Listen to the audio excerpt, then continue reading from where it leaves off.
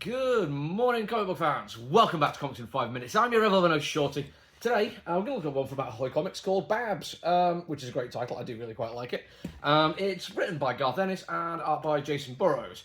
And this is like a really, really good creative team for me. I've actually done reviews on stuff these people have done before and thoroughly enjoyed them. Garth Ennis' horror thing he did recently, where it was all Cops a Bastard and the Me Too movement combined into an absolutely amazing, gory horror thing. And I genuinely have forgotten the name of the book right now. This is kind of embarrassing for a reviewer, but there we go. That's just by and by. And Garth Ennis, obviously a hugely popular writer. One of my favourites, responsible for Preacher and Hitman, and is literally the greatest Punisher writer of all time. And Jason Burrows has worked with other people to do some fantastic things before. So you're probably being like, well, this is going to be a fairly obvious kind of review then. Shorty loves these people. Jason Burrows is an artist that absolutely moves the needle in terms of getting somebody involved. And Garth Ennis is one of his all-time favourite writers.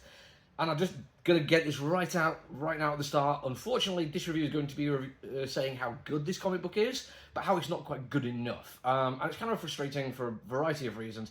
And I'm going to talk about an awful lot of stuff here. And an awful lot of it is going to be positive.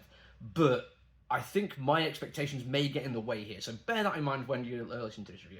First one is about Jason Burrows. And like I say, he's worked with some great people. Yes, the Garth Ennis stuff I've talked about repeatedly, and he is brilliant with that. But kind of like the top tier stuff I think he's been doing would be working with Kieran Gillen in the Warhammer 40,000 comic book, and working with Alan Moore on Providence. And we're talking about proper God-level Providence kind of stuff, because Alan Moore has some of the most exacting standards out there, and he had full creative control, and if anything on the page wasn't right, he would get it redone. I think it's why it took so long to do 12 issues, as well as it just being Alan Moore creating a comic book. And in this one, I don't feel like there's as much pressure on Jason to really, really go to town and do the kind of stuff that I love, that like heavy inking and immaculate detailing. And don't get me wrong, there are some wonderful moments in here. The bit where there's a chariot driven through a bunch of leprechauns is an absolute bloody delight. I genuinely found myself smiling and going back to that one panel. I think it's fantastic. And there's lots of other little good bits as well. His character design is fantastic. He does a really good job of setting the world to rights in terms of three-point perspective, and he knows how to use lighting and shade and all the kind of stuff that I think is really, really good. But there's a joke in comic where we find out that an awful lot of femme barbarian characters all kind of dress the same.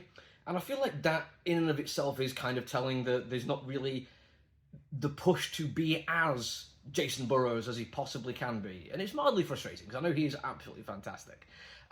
Same with Garth Ennis. His sense of humour feels like it'd be really good for this one, because again it is parodying, or satirising should I say, some fairly good modern culture wars kind of stuff.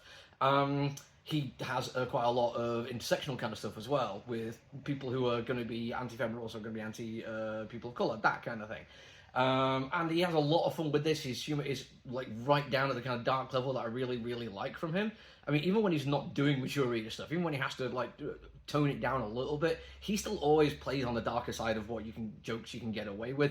And I really respect him that he can do that in a way that is still funny and challenging at the same time. I get some people will just, think he's kind of a bit of an edgelord and not worth paying attention to for that, and I disagree entirely. I think he's better than most people at doing this kind of thing in a way which still is funny and thought-provoking at the same time. But the reason it didn't work for me 100% is one kind of key aspect of it, and it's kind of comparing it to other things, unfortunately. One of them being Not All Robots, which is the better of the examples I have. Because that one used a fantastic idea of not all robots, not all men as a comparison in a hyper-capitalist sci-fi future.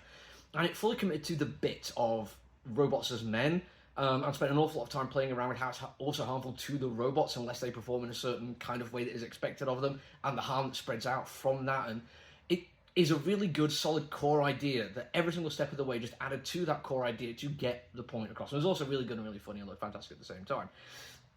This one, I feel like it's not using the fantasy genre quite as well as it could do. Again, the really cool horror one that you did with Jason Burrows, where it was All Cops Bastard and Me Too, and it felt like doing that as a horror setting was really effective, because it got across what kind of horrific lives it would be to live if you're one of the oppressed minorities in that situation.